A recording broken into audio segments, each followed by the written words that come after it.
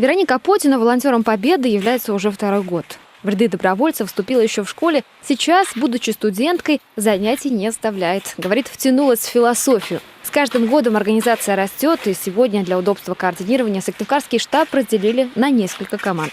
Каждому поставили тим-лидера, который управляет нами и координирует. И это очень мобильно получается. Их обучают как лидеров. У них постоянно проводятся тренинги от более старших, скажем так, наставников. Вот. И в этот раз у нас 3 команды рабочие на георгиевских ленточках.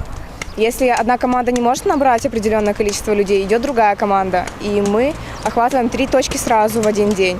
С вопросом, чем помочь, волонтеры Победы обратились в местную администрацию. Там подсказали, рабочие руки не помешают в раскидывании снега. Обычно этим занимается городское предприятие. Сегодня его сотрудники трудятся вместе с молодежью. От 12 и выше, но есть и серебряные волонтеры, те, кому за 60. Ребята очень ждали уже субботников, они уже спрашивали, когда же будет субботник, потому что это как-то движет изнутри людьми, что они сделали что-то хорошее. И субботник – это, мне кажется, такая вещь. Сейчас все организации выходят на субботник, и когда ты прибираешь мусор за людьми, это такое не очень хорошее чувство. А когда вот ты делаешь что-то нужное, вот, например, раскидываешь снег около памятников, чтобы вот этот памятник 9 мая был расчищен и был такой самый красивый, мне кажется, вот эта мотивация движет нашими волонтерами.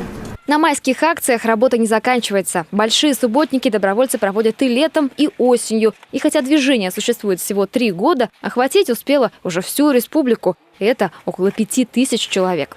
Планы на сегодняшний субботник первоначально были более большими. Помимо очищения территории от снега, помыть планировали еще и памятники. Но сегодня, говорят волонтеры, сделать этого не позволяет погода. Так что до 9 мая сюда еще обязательно вернуться, чтобы к празднику портреты на аллее героев преобразились. Благоустроить по всему региону надо успеть 275 объектов. Большие планы и на само 9 мая. Волонтеры Победы – главные организаторы праздника. Сопровождение бессмертного полка, помощь на параде. Здесь к праздничному дню уже давно готовы. Любовь Филиппова, Василий Янин, телеканал Юрган, Сыктывкар.